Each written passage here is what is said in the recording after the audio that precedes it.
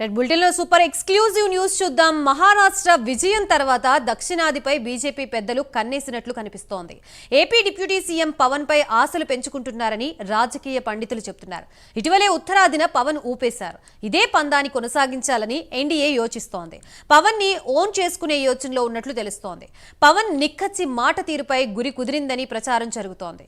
తమిళనాట పాగా వేయాలంటే పవన్ తోనే సాధ్యమని బీజేపీ ఓ అంచనాకు వచ్చినట్లుగా తెలుస్తోంది. ప్రస్తుతం ఇదే అంశానికి సంబంధించి మనకి పూర్తి అప్డేట్స్ ఇవ్వడానికి మా ప్రతినిధి టీవీ రావు సిద్ధంగా ఉన్నారు లైవ్ ద్వారా.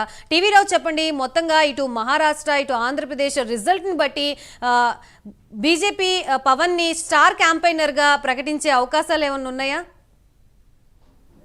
ఎస్ గాయత్రి, ఉత్తరాదిలో పవన్ మేనియాకి తబ్బి ఉబ్బిపోయినటువంటి ఎన్డీఏ ఇప్పుడు కొత్త ఆలోచనలు చేస్తుంది. ఏదైతే ఉత్తరాది వైపున ఏమాత్రం కూడా ఏదైతే ఆంధ్రాకి సంబంధించినటువంటి నటులైనా లేకపోతే రాజకీయ నాయకులకైనా ఏమంత గుర్తింపు లేదు. అయినా కూడా పవన్ కళ్యాణ్ వైపు ఒక్కసారిగా దేశం మొత్తం చూస్తుంది అంటే పవన్ కళ్యాణ్ నిక్కచ్చైనటువంటి మాట తీరుతోనే అది సాధ్యమైందని బీజేపీ ప్రగాఢంగా నమ్ముతోంది. మరి ఈ నేపథ్యంలో మరి పవన్ కళ్యాణ్తోనే దక్షిణాదిని కూడా చుట్టి రావచ్చు అనే ఆలోచన చేస్తోంది. మరి ఇందుకోసం తురుపు ముక్కగా ఉన్నటువంటి పవన్ కళ్యాణ్ను దక్షిణాదిలో ఒక బ్రహ్మాస్త్రంలా ఉపయోగించుకొని లక్ష్యాలను నిర్దేశించుకొని ముందుకు సాగాలని బీజేపీ ఇప్పటికే ఆలోచన చేస్తోంది. ఇప్పటికే ఒక నిర్ణయానికి వచ్చేసినటువంటి బీజేపీ ఏదైతే ఉత్తరాదిలో సాధారణంగా ఏదైతే సినీ నటులకు కాను ఇతరులకు ఏమాత్రం కూడా తలొగ్గని ఓటు బ్యాంక్ అది. అయినా కూడా అక్కడ మెడలు వంచి అక్కడ ఉన్నటువంటి రాజకీయాలను మొత్తం కూడా తన వైపుకు మరల్చుకున్నటువంటి పవన్ కళ్యాణ్ ఇప్పుడు దక్షిణాదిలో ఏమాత్రం కూడా ప్రవేశం లేనటువంటి ఈ బీజేపీ ఇప్పుడు అటువైపుకు పాగా వేయాలంటే అందుకు ఆయుధం కావాలి, ఒక వాహకం కూడా కావాలి. ఆ వాహకమైన ఆ ఆయుధమైన ఒక బ్రహ్మాస్త్రంలా ఉండేటటువంటి వ్యక్తి పవన్ కళ్యాణ్ అని ఇప్పుడు బీజేపీ నిర్దేశించుకుంది. ఆ దిశగా అడుగులు వేయాలని భావిస్తోంది. మరి అందుకే ఇప్పుడు పవన్ కళ్యాణ్తోనే దక్షిణాదిలో ఇప్పటి వరకు దేశవ్యాప్తంగా ఎక్కడికి వెళ్ళినా కూడా రాణించే ప్రయత్నాలు చేసింది. అందుకు అనుగుణంగానే కుడి ఎడంగా లక్ష్యాలు నిర్దేశించుకుంది.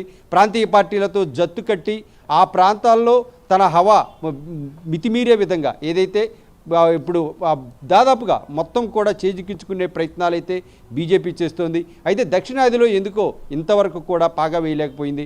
ఒక కర్ణాటకలో కూడా ఏదైతే మొదట ఉమ్మడి పక్షంగా జత్తు కట్టి ఆ తర్వాత మెల్లిమెల్లిగా ఆక్రమించుకుందే కానీ ఇటువైపు కేరళ, ఆంధ్రప్రదేశ్, తమిళనాడు ప్రాంతాల్లో మాత్రం ఏమాత్రం ముందుకు రాలేనటువంటి పరిస్థితి. మరి అయినా కూడా ఇప్పుడు ఇన్నాళ్లకు తమకు ఒక తురుపు ముక్క దొరికిందని ఆనందంలో బీజేపీ ఊగిపోతోంది. మరి అందుకు సంబంధించి ఇప్పుడు తాజాగా తమిళనాడుపై కన్నేసింది. తమిళనాడుపై కన్నేయడం అంటే తమిళనాడులో ప్రధానంగా చినీ చరిష్మాకు చాలా క్రేజ్ ఉంది. అక్కడ 40 సంవత్సరాలుగా అక్కడ పాలిస్తున్నటువంటి పార్టీలు కూడా తమిళనాడులో పూర్తిగా సినీ గ్లామర్తో ఏర్పాటైనటువంటి పార్టీలే. మరి ఈ సినీ గ్లామర్తో ఏర్పాటైన పార్టీలు అన్నా డిఎంకే కానీ డిఎంకే కానీ ఈ రెండు పార్టీలదే గత 4 దశాబ్దాలుగా ఇక్కడ చక్రం తిప్పుతున్నటువంటి పార్టీలు. ఎంజీఆర్, అలాగే జయలలిత, అలాగే ఇటువైపు కరుణానిధి, వీరంతా కూడా సినీ నేపథ్యం ఉన్నటువంటి వారే. మరి వీరు పెట్టిన పార్టీలు అక్కడ అద్భుతంగా రాణించాయి, అవే శాసిస్తున్నాయి కూడా. అయితే జయలలిత మరణం తర్వాత అన్నా డిఎంకేలో పెద్ద ఎత్తున తమిళనాట వ్యాక్యూమ్ అలముకున్నటువంటి పరిస్థితి. ఈ వ్యాక్యూమ్ని భర్తీ చేయాలంటే మళ్ళీ సినీ నటుడితోనే సాధ్యమవుతుందని అక్కడ చెప్పడం జరుగుతోంది. మరి ఇందుకు సంబంధించి పవన్ కళ్యాణ్ ఆసరాతో అక్కడ బీజేపీకి ప్రాణం పోయాలని ఆ పార్టీ భావిస్తోంది. ఇప్పటికే జరిగినటువంటి సంఘటనలు కానీ అక్కడ ఉన్నటువంటి పరిస్థితులు కానీ ఇక్కడ అవలోకిస్తే తమిళనాట ఇప్పుడు కొత్తగా విజయ్ పార్టీ పెట్టారు. తమిళనాట ఉన్నటువంటి పరిస్థితి ఇప్పుడు అన్నా డిఎంకేలో పూర్తి స్థాయిలో వ్యాక్యూమ్ ఉంది. అన్నా డిఎంకేకు వెన్నంటి ఉన్నటువంటి బీజేపీ అన్నా డిఎంకేను అడ్డు పెట్టుకుని ఎలాగైనా ఎదగాలని గత 5 ఏళ్లుగా అక్కడ ప్రయత్నాలు ప్రారంభించింది. అయినా కూడా ఎక్కడ కూడా పాలుపోని పరిస్థితి, ఎలా వెళ్ళాలి ఆ రూట్ అనేది ఏమీ తెలియనటువంటి పరిస్థితి.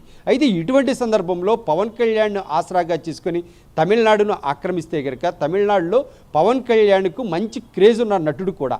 పవన్ కళ్యాణ్ తీసినటువంటి సినిమాలు తమిళనాడులో ఆంధ్రాకు తగ్గట్టుగా ఇంచుమించుగా అక్కడ కూడా ఆడుతుంటాయి. కేరళలో కూడా భారీ ఎత్తున మంచి కలెక్షన్స్ రాబడుతుంటాయి.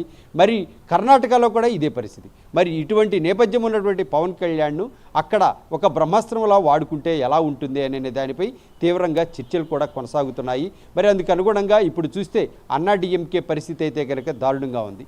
పళనిస్వామి అలాగే పన్నీర్ సెల్వం వీరిద్దరూ కొట్టుకుంటున్నటువంటి పరిస్థితి. ఆ పార్టీ వారి సమక్షంలోనే నలిగిపోతుంది. మరి ఆ పార్టీని ముందుకు తీసుకెళ్లే నాదుడు లేడు. మరి ఇటువైపు చూస్తే డిఎంకే పార్టీ అధికారంలో ఉంది. అధికారంలో ఉన్నా కూడా వారి నాస్తికవాదం అక్కడ ప్రజలకి ఎక్కడా నచ్చక అయితే ప్రత్యామ్నాయం లేక ఏదైతే హిందూ ఓట్లన్నీ కూడా అటు తర్జుమా అవుతున్నటువంటి పరిస్థితి. ఇప్పుడు తాజాగా ఐకాన్గా ఉన్నటువంటి హిందూ ధర్మానికి సనాతనవాదానికి ఇప్పుడు ఐకాన్గా మారినటువంటి పవన్ కళ్యాణ్ ఆ యొక్క దానికి సంబంధించినటువంటి సంభాషణలు అయితేనేమి, దానికి సంబంధించిన భావానుసారాలు అయితేనేమి మొత్తం కూడా నిక్కచ్చిగా ప్రజల్లోకి ఎంతవరకు వెళ్ళాలో అంతవరకు పూసగుచ్చినట్టుగా వివరిస్తున్నటువంటి పవన్ కళ్యాణ్ అదే అవలంబించి ఏదైతే ఇటువైపు మహారాష్ట్రలో కూడా అదే విధానాన్ని తన నినాదంగా మార్చుకొని అలాగే ముందుకు వెళ్ళిన నేపథ్యంలో ప్రజలు చక్కగా దాన్ని రిసీవ్ చేసుకున్నటువంటి పరిస్థితి. ఇక్కడ ఉదాహరణ మనం చూస్తే గతంలో శివసేన అలాగే ఆర్జేడీ ఇవన్నీ కూడా కలిసిన పార్టీలు, శివసేన జేడీయూ ఈ పార్టీలు బీజేపీతో కలిసి ముందుకు వెళుతూ కూడా బీజేపీ తలకెత్తుకున్నటువంటి సనాతన ధర్మాన్ని నేరుగా ప్రజల్లోకి చెప్పడానికి తటపటాయించినటువంటి పరిస్థితి. మరి అటువంటి పరిస్థితుల్లో కూడా ఇక్కడ పవన్ కళ్యాణ్ అయితే నేరుగా ఆ వాదాన్ని నేరుగా తను ఏమి చెప్పదలుచుకున్నాడో అది క్రిస్పీగా షార్ట్గా వాళ్ళకి చేరవేయడంతో పాటుగా బీజేపీ నినాదం ఏంటి, దానికోసం నేనెందుకు దానికోసం నా యొక్క ప్రయత్నం ఏంటి, నేను ఎందుకు బీజేపీ వాదంతో నేను జతకూడాను అనేటటువంటి దాన్ని ప్రజలకు అర్థమయ్యే విధంగా చెప్పారు. అర్థమయ్యే విధంగా చెప్పడంతో పాటు ప్రజలు విశ్వసించే విధంగా అక్కడ ప్రస్తావించారు. మరి ఈ మొత్తం విషయాలను తమిళనాట కూడా ఆకళింపు చేసుకొని అక్కడ చేయబోయేటటువంటి కార్యాచరణకు తానే శ్రీకారంగా ముందుకు నడిస్తే కనుక ఫలితాలు అద్భుతంగా వస్తాయనేటటువంటిది ఇక్కడ ప్రధానంగా ఆలోచిస్తున్నటువంటి విషయం. ఇప్పుడు అన్నాడీఎంకేకి భారీగా అక్కడ శ్రేణులైతే ఉన్నాయి. క్షేత్రస్థాయిలో ఓట్ బ్యాంక్ బలంగా ఉంది. కానీ ఆ పార్టీని నడిపించే నాదుడే కరువయ్యాడు. మరి ఆ పార్టీని నడిపించే విషయంలో బీజేపీ కూడా ముందు వెనక ఆడటం లేదు. ఆ బీజేపీ ఆ పార్టీని నడిపించడానికి సన్నద్ధంగా ఉంది. మరి ఆ సన్నద్ధంగా ఉన్నప్పుడు ఒక క్రేజియెస్ట్ స్టార్ అనేవారు కావాలి. ఒక పొలిటికల్ స్టార్ అయినా సినీ స్టార్ అయినా ఇక్కడ పవన్ కళ్యాణ్ రెండు వైపులా పదునున్న వ్యక్తిగా ఆయన మాత్రమే కనిపిస్తున్నాడు. మరి ఆ పార్టీ వైపున అక్కడ తమిళనాట ఉన్నటువంటి వ్యాక్యూమ్ని భర్తీ చేయాలంటే ఈ పొలిటికల్ వ్యాక్యూమ్లో బీజేపీ ఏదైతే కమల్నాథ్లో చొరబడాలంటే ఖచ్చితంగా పవన్తోనే అది సాధ్యమవుతుంది. అంతేకాకుండా అక్కడ తెలుగు అర్థం చేసుకునేటటువంటి వ్యక్తులైతే కనుక ఆ రాష్ట్రంలో తమిళనాట ప్రజల్లో దాదాపుగా 60 నుంచి 70% తెలుగును పూర్తిగా అర్థం చేసుకోగలుగుతారు. రాయగలిగి చదవగలిగిన వారే 40% మంది ఉంటారు.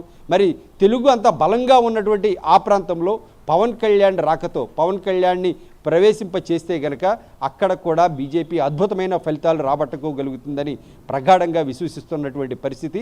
మరి అంతేకాకుండా మహారాష్ట్రలో చూస్తే కేవలం 15 లక్షల మంది తెలుగువారు ఉన్నటువంటి ఆ ప్రాంతంలో తాను తెలుగుతో పాటుగా మరాఠాలను కూడా పెద్ద ఎత్తున ప్రభావితం చేసినటువంటి నేతగా పవన్ కళ్యాణ్ ఇప్పుడు ప్రశంసలు అందుకుంటున్నారు. మరి ఇటువైపు చూస్తే సగం మంది తెలుగు పీపుల్ ఉన్నటువంటి తమిళనాట పవన్ కళ్యాణ్ చరిష్మా, సనాతనవాదం, అక్కడ ఉన్నటువంటి హిందూయిజం, అంతేకాకుండా సినిమా హీరోలను కానీ సినిమా నటులను కానీ ఎంత పెద్దగా ఆరాధిస్తారంటే అందరికీ తెలిసిన విషయమే. వీటన్నిటినీ కూడా ప్రామాణికంగా తీసుకుంటే కనుక పవర్ స్టార్ పవన్ కళ్యాణ్ అక్కడ పొలిటికల్ స్టార్గా ఎదుగుతాడు అనడంలో ఏమాత్రం ఆశ్చర్యం లేదు. ఈ దిశగానే కేంద్రం పెద్దలకు కూడా అంటే బీజేపీ పెద్దలకు కూడా తీక్షణంగా ఆలోచిస్తున్నటువంటి పరిస్థితి ఉంది. మరి ఆ దిశగా రాబోయే రోజుల్లో అడుగులు పడతాయా లేదా వేచి చూడాల్సి ఉంది. Gayatri. Right, thank you TV Rao.